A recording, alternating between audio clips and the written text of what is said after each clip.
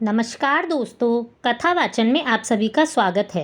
इस वीडियो में हम आपको श्री सत्यनारायण भगवान की कथा के 5 अध्याय बताएंगे। श्री सत्यनारायण भगवान की कथा का प्रथम अध्याय। एक समय की बात है, नैमिषारण्य तीर्थ में शौनिकादि 88,000 ऋषियों ने भी श्री सूत जी से पूछा, हे प्रभु, इस कलयुग में वेद विद्या रहित मनुष्य को प्रभु भक्ति किस प्रकार मिल सकती है तथा उनका उद्धार कैसे होगा। हे मुनिश्रेष्ठ, कोई ऐसा तप बताइए जिससे थोड़े समय में ही पुण्य मिले और मनवांछित फल भी मिल जाए। इस प्रकार की कथा सुनने की हम इच्छा रखते हैं। सर्वशास्त्रों के ज्ञाता श्री सूत जी बोले, हे वैष्णवों में पूज्य, आप सभी ने प्राणियों के हित की बात पूछी है, इसलिए मैं एक ऐसे श्रेष्ठ व्रत के बारे में बताता हूँ जिसे नारद जी ने श्री लक्ष्मी नारायण जी से पूछा था और लक्ष्मीपति ने मुनिश्रेष्ठ नारद जी से कहा था, आप सब इसे बड़े ध्यान से सुनिए। एक समय की बात है, योगीराज नारद जी दूसरों के हित की इच्छा लिए अनेक लोकों में घूमते हुए मृत्यु लोक में आ पहुँचे। यहाँ उन्होंने अनेक योनियों में जन्मे प्राय सभी मनुष्यों को अपने कर्मों द्वारा अनेक दुखों से पीड़ित देखा। उनका दुख देखकर नारद जी सोचने लगे कि कैसा यत्न किया जाए जिसके करने से निश्चित रूप से मानव के दुखों का अंत हो जाए। इसी विचार पर मनन करते हुए वह विष्णु लोक में गए। वहाँ वह देवों के ईश भगवान नारायण की स्तुति करने लगे, जिनके हाथ में शंख, चक्र, गदा और पद्म थे, गले में वरमाला पहने हुए थे। स्तुति करते हुए नारद जी बोले, हे भगवान, आप अत्यंत शक्ति से संपन्न हैं। मन तथा वाणी भी आपको नहीं पा सकती। आपका आदि, मध्य और अंत नहीं है। निर्गुण स्वरूप सृष्टि के कारण भक्तों के दुख को दूर करने वाले आपको मेरा नमस्कार है। नारद मुनि की स्तुति सुन श्री भगवान बोले, हे मुनिश्रेष्ठ, आपके मन में क्या बात है? आप किस काम के लिए पधारे हैं, उसे निसंकोच कहें। इस पर नारद मुनि बोले कि मृत्युलोक में अनेक योनियों में जन्मे मनुष्य अपने कर्मों के द्वारा अनेक दुखों से दुखी हो रहे हैं। हे नाथ, आप मुझ पर दया रखते हैं तो बताइए कि वो मनुष्य थोड़े प्रयास से ही अपने दुख से छुटकारा कैसे पा सकते हैं। श्री हरि बोले, हे नारद, मनुष्यों की भलाई के लिए तुमने बहुत अच्छी बात पूछी है। जिसको करने से मनुष्य मोह से छूट जाता है, वह बात मैं कहता हूँ, उसे सुनो। स्वर्गलोक व मृत्युलोक में एक उत्तम व्रत है जो पुण्य देने वाला है। आज प्रेमवश होकर मैं उसे तुम्हें कहता हूँ। श्री सत्यनारायण भगवान का यह व्रत अच्छी तरह विधानपूर्वक करके मनुष्य तुरंत ही यहाँ सुख भोग कर मरने पर मोक्ष पाता है। श्री हरि के वचन सुन नारद जी बोले, उस व्रत का फल क्या है, उसका विधान क्या है, यह व्रत किसने किया था, इस व्रत को किस दिन करना चाहिए, आप सभी बातें विस्तार से बताइए। नारद की बात सुनकर श्री हरि बोले, दुख और शोक को दूर करने वाला यह व्रत सभी स्थानों पर विजय दिलाने वाला है। मानव को भक्ति व श्रद्धा के साथ शाम को श्री सत्यनारायण भगवान की पूजा धर्मपरायण होकर ब्राह्मण व बंधुओं के साथ करनी चाहिए। भक्ति भाव से नैवेद्य, केले का फल, घी, दूध और गेहूं का आटा सवाया ले। गेहूं के स्थान पर साठी का आटा, शक्कर और गुड़ लेकर वह सभी भक्षण योग्य पदार्थों को मिलाकर भगवान का भोग बनाएं। ब्राह्मण सहित बंधु बांधवों को भी भोजन कराएं। उसके बाद स्वयं भोजन करें। भजन कीर्तन के साथ भगवान की भक्ति में लीन हो जाएं। इस तरह से श्री सत्यनारायण भगवान का यह व्रत करने पर मनुष्य की सारी इच्छाएं निश्चित रूप से पूरी होती हैं। इस कलिकाल अर्थात कलयुग में मृत्युलोक में मोक्ष का यही एक सरल उपाय बताया गया है। इति श्री सत्यनारायण व्रत कथा का प्रथम अध्याय संपूर्ण होता है। श्री सत्यनारायण भगवान की कथा का द्वितीय अध्याय। श्री सूत जी बोले, हे ऋषियों, जिसने पहले समय में इस व्रत को किया था उसका इतिहास मैं कहता हूँ, ध्यान से सुनो। सुंदर काशीपुरी नगरी में एक अत्यंत निर्धन ब्राह्मण रहता था। भूख प्यास से परेशान वह धरती पर घूमता रहता था। ब्राह्मणों के प्रेम से प्रेम करने वाले भगवान ने एक दिन ब्राह्मण का वेश धारण करके उसके पास जाकर पूछा, हे विप्र, नित्य दुखी होकर तुम पृथ्वी पर क्यों घूमते हो? दीन ब्राह्मण बोला, मैं निर्धन ब्राह्मण हूँ, भिक्षा के लिए धरती पर घूमता हूँ। हे भगवान, यदि आप इसका कोई उपाय जानते हो तो बताइए। वृद्ध ब्राह्मण कहता है कि सत्यनारायण भगवान मनोवांछित फल देने वाले हैं, इसलिए तुम उनका पूजन करो। इसे करने से मनुष्य सभी दुखों से मुक्त हो जाता है। वृद्ध ब्राह्मण बनकर आए सत्यनारायण भगवान उस निर्धन ब्राह्मण को व्रत का सारा विधान बताकर अंतर्ध्यान हो गए। ब्राह्मण मन ही मन सोचने लगा कि जिस व्रत को वृद्ध ब्राह्मण करने को कह गया है, मैं उसे जरूर करूँगा। यह निश्चय करने के बाद उसे रात में नींद नहीं आई। वह सवेरे उठकर सत्यनारायण भगवान के व्रत का निश्चय कर भिक्षा के लिए चला गया। उस दिन निर्धन ब्राह्मण को भिक्षा में बहुत धन मिला, जिससे उसने बंधु बांधवों के साथ मिलकर श्री सत्यनारायण भगवान का व्रत संपन्न किया। भगवान सत्यनारायण का व्रत संपन्न करने के बाद वह निर्धन ब्राह्मण सभी दुखों से छूट गया और अनेक प्रकार की संपत्ति से युक्त हो गया। उसी समय यह ब्राह्मण हर माह इस व्रत को करने लगा। इस तरह से सत्यनारायण भगवान के व्रत को जो मनुष्य करता है वह सभी प्रकार के पापों से छूटकर मोक्ष को प्राप्त होता है। जो मनुष्य इस व्रत को करेगा वह भी सभी दुखों से मुक्त हो जाएगा। सूत जी बोले कि इस तरह से नारद जी से नारायण जी का कहा हुआ श्री सत्यनारायण व्रत को मैंने तुमसे कहा। हे विप्र, मैं अब और क्या कहूँ। ऋषि बोले, हे मुनिवर, संसार में उस विप्र से सुनकर और किस किसने इस व्रत को किया, हम सब इस बात को सुनना चाहते हैं। इसके लिए हमारे मन में श्रद्धा का भाव है। सूत जी बोले, हे मुनियों, जिसने इस व्रत को किया वह सब सुनो। एक समय वही विप्र धन और ऐश्वर्य के अनुसार अपने बंधु बांधवों के साथ इस व्रत को करने को तैयार हुआ। उसी समय एक लकड़ी बेचने वाला बूढ़ा आदमी आया और लकड़ियां बाहर रखकर अंदर ब्राह्मण के घर में गया। प्यास से दुखी होकर वह लकड़हारा उस व्रत को देखकर विप्र को नमस्कार करके पूछने लगा कि आप यह क्या कर रहे हैं और इसे करने से क्या फल मिलेगा, कृपया मुझे भी बताइए। ब्राह्मण ने कहा कि सब मनोकामनाओं को पूरा करने वाला यह सत्यनारायण भगवान का व्रत है। इनकी कृपा से ही मेरे घर में धन धान्य की वृद्धि हुई है। विप्र से सत्यनारायण भगवान के व्रत के बारे में जानकर लकड़हारा बहुत प्रसन्न हुआ। चरणामृत लेकर वह प्रसाद खाने के बाद वह अपने घर गया। लकड़हारे ने मन में संकल्प लिया कि आज लकड़ी बेचकर जो भी धन मिलेगा मैं उसी से श्री सत्यनारायण भगवान का व्रत करूंगा। मन में इस विचार को लेकर बूढ़ा आदमी सर पर लकड़ियां रखकर उस नगर में गया जहां धनी लोग ज़्यादा रहते थे। उस नगर में उसे लकड़ियों का दाम पहले से 4 गुना अधिक मिला। बूढ़ा प्रसन्नता के साथ दाम लेकर केले, शक्कर, घी, दूध, दही, गेहूं का आटा ले सत्यनारायण भगवान के व्रत की अन्य सामग्री लेकर घर आया। वहां उसने अपने बंधु बांधवों को बुलाकर विधि विधान से श्री सत्यनारायण भगवान का पूजन और व्रत किया। इस व्रत के प्रभाव से वह बूढ़ा लकड़हारा धन, पुत्र आदि से युक्त होकर संसार के समस्त सुख भोग अंतकाल में बैकुंठ धाम को चला गया। इति श्री सत्यनारायण व्रत कथा का द्वितीय अध्याय संपूर्ण होता है। श्री सत्यनारायण भगवान की कथा का तृतीय अध्याय। सूत जी बोले, हे श्रेष्ठ मुनियों, अब आगे की कथा कहता हूँ। पहले समय में उल्कामुख नाम का एक बुद्धिमान राजा था। वह सत्यवक्ता और जितेंद्रिय था। प्रतिदिन देव स्थानों पर जाता और निर्धनों को धन देकर उनके कष्ट दूर करता था। उसकी पत्नी कमल के समान मुख वाली तथा सती और साध्वी थी। भद्रशिला नदी के तट पर उन दोनों ने श्री सत्यनारायण भगवान का व्रत किया। उसी समय साधु नाम का एक वैश्य आया। उसके पास व्यापार करने के लिए बहुत सारा धन था। राजा को व्रत करते देखकर वह विनय से पूछने लगा, हे राजन, भक्तिभाव से पूर्ण होकर आप यह क्या कर रहे हैं? मैं सुनने की इच्छा रखता हूँ, आप मुझे बताइए।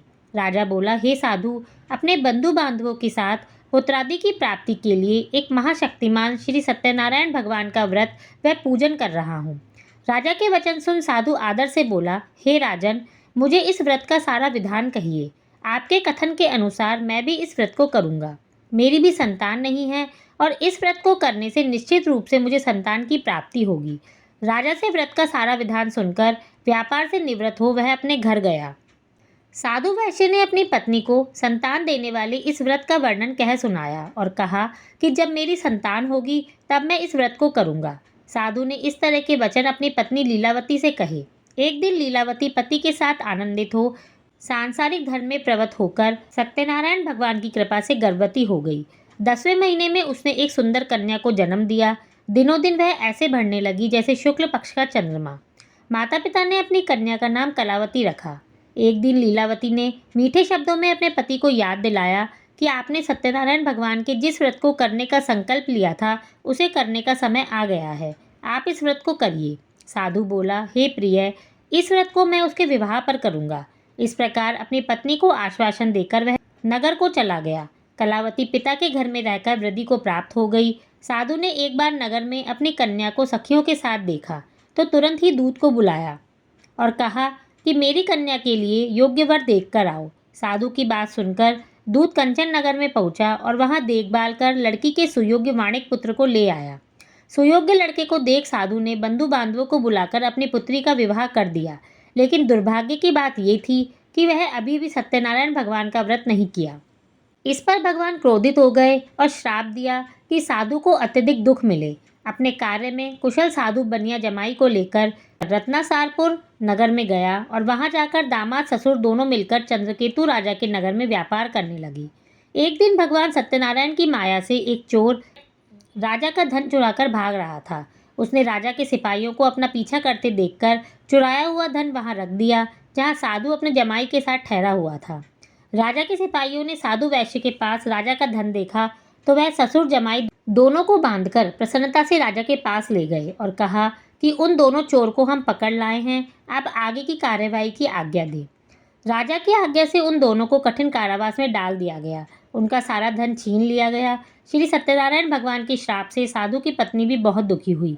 घर में जो धन था वह चोर चुरा कर ले गए। शारीरिक और मानसिक पीड़ा व भूख प्यास से अति दुखी हो अन्न की चिंता में कलावती के ब्राह्मण के घर गई। वहां उसने श्री सत्यनारायण भगवान का व्रत होते देखा और कथा सुनी। फिर वह प्रसाद ग्रहण करके रात को वापस आ गई। माता की कलावती से पूछने पर कि हे पुत्री, तुम कहाँ थी, तेरे मन में क्या है? कलावती ने अपनी माँ से कहा, हे माता, मैंने एक ब्राह्मण के घर में श्री सत्यनारायण भगवान का व्रत देखा है। कन्या के वचन सुन लीलावती भगवान के पूजन की तैयारी करने लगी। लीलावती ने परिवार व बंधुओं सहित सत्यनारायण भगवान का पूजन किया और उनसे वर मांगा कि मेरे पति और जमाई शीघ्र घर आ जाए। साथ ही यह भी प्रार्थना की कि हमारा अपराध क्षमा करें। श्री सत्यनारायण भगवान इस व्रत से संतुष्ट हो गए और राजा चंद्रकेतु को सपने में दर्शन देकर कहा कि हे राजन, उन दोनों वैश्यों को छोड़ दो। तुमने उनका जो धन लिया है उन्हें वापस कर दो। अगर ऐसा नहीं किया तो मैं तुम्हारा धन, राज्य, संतान सब नष्ट कर दूंगा। राजा को यह सब कहकर वह अंतर्ध्यान हो गए। प्रातःकाल सभा में राजा ने अपना सपना सुनाया और बोले कि वणिक पुत्रों को कैद से मुक्त कर सभा में लाओ। दोनों ने आते ही राजा को प्रणाम किया। राजा मीठी वाणी में बोला, महानुभावों, भाग्यवश ऐसा कठिन दुख तुम्हें प्राप्त हुआ है, लेकिन अब तुम्हें कोई भय नहीं है। ऐसा कहकर राजा ने दोनों को नए वस्त्र आभूषण पहनाए और जितना धन उनका लिया था उससे दुगना धन वापस कर दिया। दोनों वैश्य अपने घर को चल दिए। इति श्री सत्यनारायण भगवान की कथा का तृतीय अध्याय संपूर्ण होता है। श्री सत्यनारायण भगवान की कथा का चतुर्थ अध्याय। सूत जी बोले, वैश्य ने मंगलाचार कर अपनी यात्रा आरंभ की और अपने नगर की ओर चल दिए। उनके थोड़ी दूर जाने पर एक दंडी वेशधारी श्री सत्यनारायण ने उनसे पूछा, हे साधु, तेरी नाव में क्या है? अभिवाणी वणिक हंसता हुआ बोला, हे दंडी, आप क्यों पूछते हो? क्या धन लेने की इच्छा है? मेरी नाव में तो बेल और पत्ते भरे हुए हैं। वैश्य के कठोर वचन सुनकर भगवान बोले, तुम्हारा वचन सत्य हो। दंडी ऐसे वचन कहकर वहां से दूर चले गए। कुछ दूर जाकर समुद्र के किनारे बैठ गए। दंडी के जाने के बाद साधु वैश्य ने नित्य क्रिया के पश्चात नाव को ऊंची उठते देखकर अचंबा माना और नाव में बेलपत्ते देखकर वह मूर्छित हो जमीन पर गिर पड़ा। मूर्छा खुलने पर वह अत्यंत शोक में डूब गया। तब उसका दामाद बोला, आप शोक न मनाएं, यह दंडी का शाप है, इसलिए हमें उनकी शरण में जाना चाहिए, तभी हमारी मनोकामना पूरी होगी। दामाद की बात सुनकर वह दंडी के पास पहुंचे और अत्यंत भक्तिभाव से नमस्कार करके बोले कि मैंने आपसे जो जो असत्य वचन कहे थे उनके लिए मुझे क्षमा करें। ऐसा कहकर महान शोकातुर हो रोने लगे। तब दंडी भगवान बोले, हे वणिक, मेरी आज्ञा से बार बार तुम्हें दुख प्राप्त हुआ है, तू मेरी पूजा से विमुख हुआ। साधु बोला, हे भगवान, आपकी माया से ब्रह्मा आदि देवता भी आपके रूप को नहीं जानते, तब मैं अज्ञानी कैसे जान सकता हूँ? आप प्रसन्न होइए, अब मैं सामर्थ्य के अनुसार आपकी पूजा करूँगा। मेरी रक्षा करो और पहले की समान नौका में धन भर दो। साधु वैश्य के भक्तिपूर्वक वचन सुनकर भगवान प्रसन्न हो गए और उसकी इच्छा के अनुसार वरदान देकर अंतर्ध्यान हो गए। ससुर जमाई जब नाव पर आए तो नाव धन धान्य से भरी हुई थी। फिर वहीं अपने अन्य साथियों के साथ सत्यनारायण भगवान की पूजन कर अपने नगर की ओर चल दिए। जब नगर के नज़दीक पहुँचे तो दूत को घर पर खबर करने के लिए भेज दिया। दूत साधु की पत्नी को प्रणाम कर कहता है कि मालिक अपने दामाद सहित नगर के निकट आ गए हैं। दूत की बात सुन साधु की पत्नी लीलावती ने बड़े हर्ष के साथ सत्यनारायण भगवान का पूजन कर अपनी पुत्री से कहा कि मैं अपने पति के दर्शन को जाती हूँ, तो कार्य पूर्ण कर शीघ्र आ जाना। माँ के ऐसे वचन सुनकर कलावती जल्दी में प्रसाद छोड़कर अपने पति के पास चली गई। प्रसाद की अवज्ञा के कारण श्री सत्यनारायण भगवान रुष्ट हो गए और नाव सहित उसके पति को पानी में डुबो दिया। कलावती अपने पति को वहां ना पाकर रोती हुई जमीन पर गिर गई। नौका को डूबा हुआ देख वह कन्या को रोता हुआ देख साधु दुखी होकर बोला, हे प्रभु, मुझसे और मेरे परिवार से जो भूल हुई है उसे क्षमा करें। साधु के दीन वचन सुनकर श्री सत्यनारायण भगवान प्रसन्न हो गए और आकाशवाणी हुई, हे साधु, तेरी कन्या मेरे प्रसाद को छोड़कर आई है, इसलिए उसका पति अदृश्य हो गया है। यदि वह घर जाकर प्रसाद खाकर लौटती है तो इसका पति अवश्य मिलेगा। ऐसी आकाशवाणी सुन कलावती घर पहुंचकर प्रसाद खाती है और फिर आकर अपने पति के दर्शन करती है। उसके बाद साधु अपने बंधु बांधवों सहित श्री सत्यनारायण भगवान का विधि विधान से पूजन करते हैं और इस लोक का सुख भोग वह अंत में स्वर्ग को जाता है। इति श्री सत्यनारायण व्रत कथा का चतुर्थ अध्याय संपूर्ण होता है। श्री सत्यनारायण भगवान की कथा का पंचम और अंतिम अध्याय। सूत जी बोले, हे ऋषियों, मैं और भी एक कथा सुनाता हूँ, उसे ध्यानपूर्वक सुनो। प्रजापालन में लीन तुंगध्वज नाम का एक राजा था। उसने भी भगवान का प्रसाद त्याग कर बहुत ही दुख प्राप्त किया। एक बार वन में जाकर वन्य पशुओं को मारकर वह बड़ के पेड़ के नीचे आया। वहाँ उसने ग्वालों को भक्ति भाव से अपने बंधुओं सहित सत्यनारायण भगवान का पूजन करते देखा।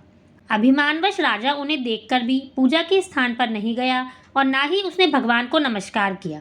ग्वालों ने राजा को प्रसाद दिया, लेकिन उसने वह प्रसाद भी नहीं खाया और प्रसाद को वहीं छोड़कर अपने नगर को चला गया। जब वह नगर में पहुंचा तो वहाँ सब कुछ तहस नहस हुआ पाया, तो वह शीघ्र ही समझ गया कि यह सब भगवान ने किया है। वह दोबारा ग्वालों के पास पहुंचा और विधि पूर्वक पूजा करके प्रसाद खाया, तो श्री सत्यनारायण भगवान की कृपा से सब कुछ पहले जैसा हो गया। दीर्घकाल तक सुख भोगने के बाद मरणोपरांत उसे स्वर्गलोक की प्राप्ति हुई। जो मनुष्य परम दुर्लभ इस व्रत को करता है, उसे सत्यनारायण भगवान की अनुकंपा से धन धान्य की प्राप्ति होती है। निर्धन धनी हो जाता है और भयमुक्त हो जीवन जीता है। संतानहीन मनुष्य को संतान सुख मिलता है और सारे मनोरथ पूर्ण होने पर मानव अंतकाल में बैकुंठ धाम को जाता है।